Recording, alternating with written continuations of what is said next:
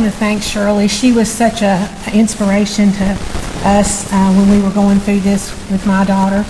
A lot of you all didn't realize at the time that Erin was suffering from addiction. But I just want you to know that nobody starts out their day or starts out their life or says, you know what, I think I'll grow up and be addicted to drugs. I think that's what I'll do. Nobody does that. My child was probably my easiest child to raise growing up through high school. Sorry, Jesse. But I never dreamed in a million years that my daughter, who was 6 in her class, had big hopes and dreams and aspirations, would end up addicted to drugs. But you do, and it happens it doesn't discriminate against anyone. But the wonderful thing is that there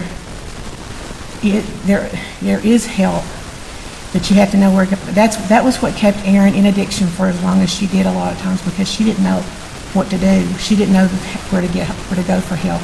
So, and I just want to applaud my fellow members in this church for being so kind and accepting and forgiving to my daughter, because she didn't think that would happen. She felt like she would have a lot of issues and that people would not accept her. They would be cruel and discriminatory and hold lots of things against her. And she's found out that that hasn't been the case. And I know that she's felt that way. I mean, every one of us here have been discriminated. We've held our noses up and said, oh my gosh, they must be on drugs. Oh my gosh, look at them, And until it hits you at home and it hits someone that you love, it changes you. But I can remember telling her that I didn't feel like it was my fault. I made sure, I told her, I said, I understand that this is something that happened. I don't really consider it a choice that she made, because I don't think it is a choice. I think it's maybe something that you, just like anything else that you might try, and then all of a sudden it has a hold of you that you can't let go of. But the wonderful thing is that at some point there's going to be consequences. Some people take those consequences and they ignore them, and they succumb to those consequences in lots of different ways. Some people take those consequences and God has a plan for them, and He uses those consequences to lead them somewhere else.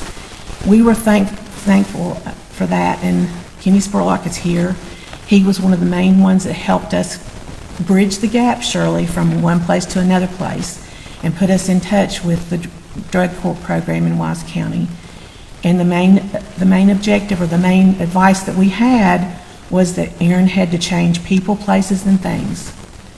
And Shirley's already told you that that's not easy for most people, because they're going right back into the situation they came out of. We were fortunate enough that that wasn't the case for Erin. She could come home, not that we were naive, not that we were enabling her, but that we had our eyes wide open. We had rules. I remember telling her while she was in jail, this is what you have to do. If you can do that, I'm on board. If you can't, then you might as well stay where you are. That was hard, but that was the way it was. So she had to come willing to follow the rules and go by that program, and that meant giving up a lot of things, but it also meant allowing her to be what Shirley said, to be the person that God intended her to be. So we've gone from addiction to consequences, and we're in recovery, not as an individual, but as a family, as a community, as a church, because all of you all here have supported her. And I can't tell you how thankful and grateful that I am for that. And with that, I want to introduce my beautiful daughter, Erin Hagen, to come and share her story. Okay, you'll have to bear with me, because I'm really nervous.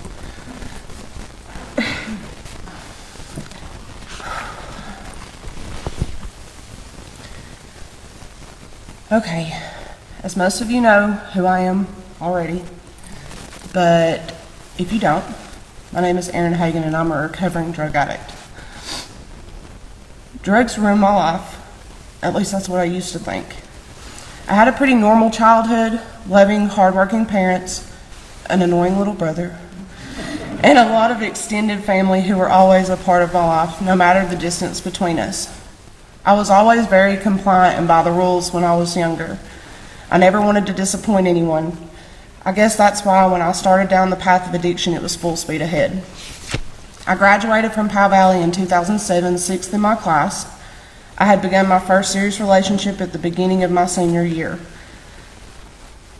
I wanted to go to college wherever he was. I was accepted to Virginia Tech and Emory and Henry, both with academic scholarships, but I chose to attend UVA-Wise to be with him. I began using drugs socially when my boyfriend introduced me to my first pill. I remember finding out he'd been using drugs occasionally, and I was furious. When I couldn't understand why he was doing it, I became curious. I remember the exact pill and the exact place I was when I tried it for the first time. It's crazy to me that something that happened so long ago is still so fresh in my mind. After my first year of college, I was on academic probation. At this point, I was still only using occasionally. I went back to start my second year in the fall of 2008, but things escalated quickly. I quit going to classes. I stayed in Big Stone more than at school, and it just went downhill from there. I dropped out in October and moved back home with my parents. They were devastated, but I didn't care. I got a job at Lonesome Pine as an ICU secretary, and my boyfriend and I got our own place. This didn't last very long because he wouldn't work, and at that point in the relationship, it had become rocky. We were using daily, not paying our bills, so we moved in with his grandparents. The relationship was abusive, more verbally and mentally than physically, but I felt worthless. To be honest, I don't have much memory of those 4 years. I think the trauma from the abuse has caused my brain to block it out, but I'm sure the drugs didn't help. He kept me away from my family and friends, and I was lost. I finally got out when he got with my best friend. That was the end, or the beginning of the end. I got with my next boyfriend 2 weeks after my breakup. I know the main reason I got with him is because he was also an addict. He didn't judge me. I started working at Walmart, and in September of 2011, I was arrested for shoplifting from work. I did it to get money for drugs. All of my money by this point was going to my addiction. I got lucky that time and didn't go to jail. Living with my parents never lasted long. I couldn't do what I wanted, and I had rules. I ended up living in my car for a while until my dealer gave me a place to stay. My boyfriend and I moved to South Boston, Virginia for a few months. The drug use slowed down, but just until we met people. We came home to visit, but ended up staying, but that wasn't by choice. We went to a party one night. I had taken a lot of Xanax and pain pills before going. I also drank a whole bottle of liquor, apparently. I don't remember the night because when I took Xanax, I blacked out. I ended up in the hospital that night with a fractured ankle and my parents standing over top of me. I was terrified, but still kind of out of it. My boyfriend was med-flighted to Holston Valley with a shattered jaw. You would think this would be a wake-up call, but it wasn't. We went harder after this, using our injuries as an excuse to get more drugs and while we thought we needed them. In August of 2014, I went to Northern Virginia to live with my mom while she awaited her heart transplant. My parents hoped this would help get me off drugs. It didn't. I had my dealer mailing me drugs almost every week. I also stole medication from my mom. Sorry.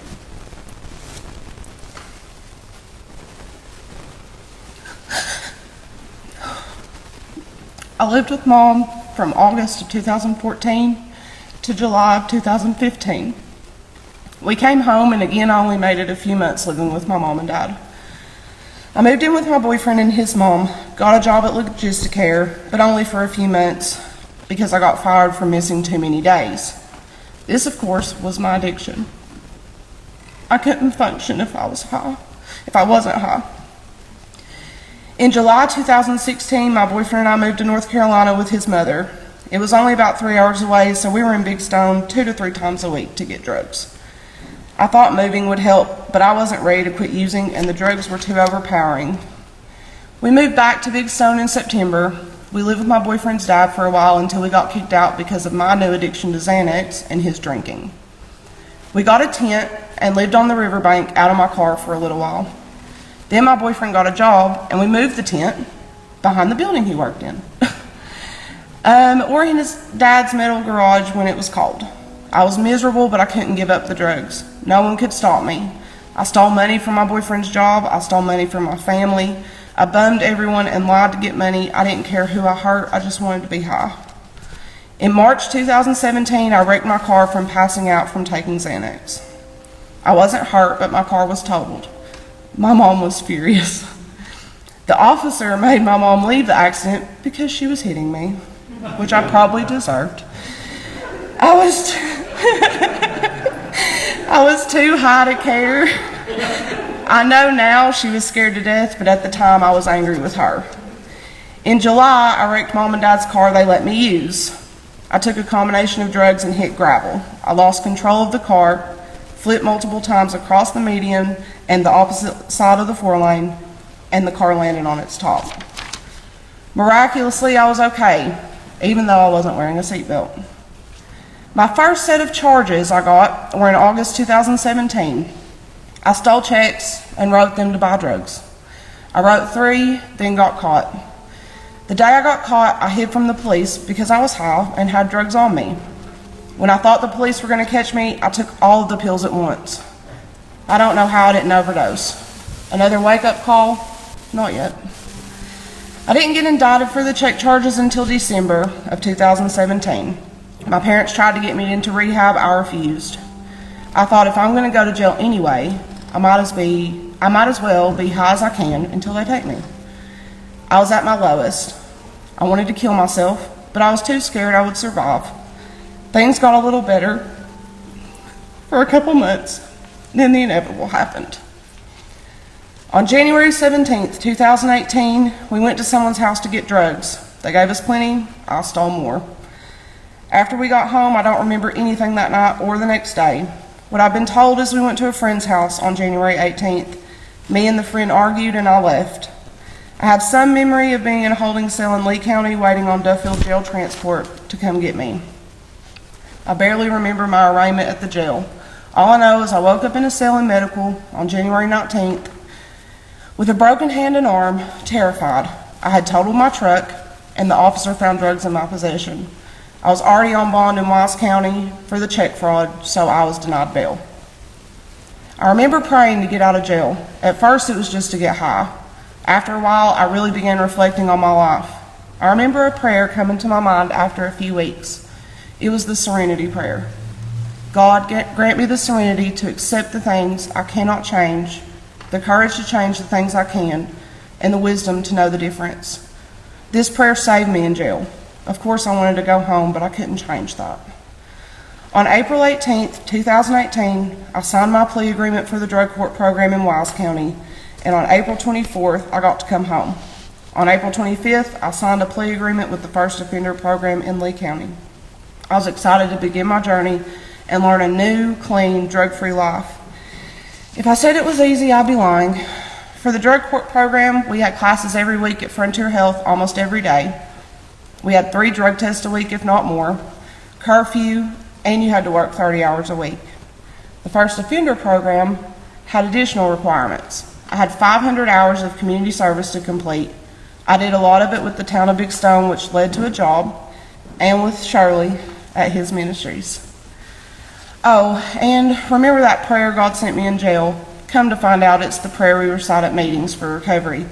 If that isn't God, I don't know what is.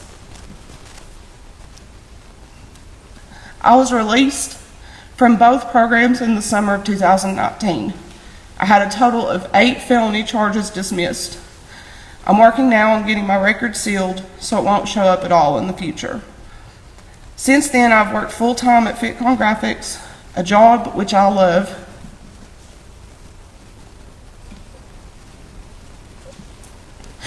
Sherry has been placed by God into my life. With her support for me, she truly cares for me and shows me every day. In May of this year, I finally got my driver's license back after they were suspended in January 2018 for my DUI. This was a huge achievement for me and at times a true test of my patience. The greatest blessing this far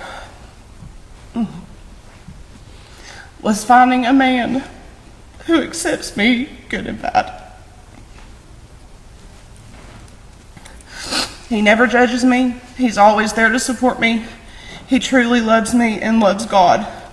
I can't think of a man better to share my life with. To everyone that's a part of Trinity, thank you. You've never judged me and always supported me. To be honest, I was scared to return to church. I felt unworthy, but that was the devil. God kept me here for a reason, and me telling my story is one.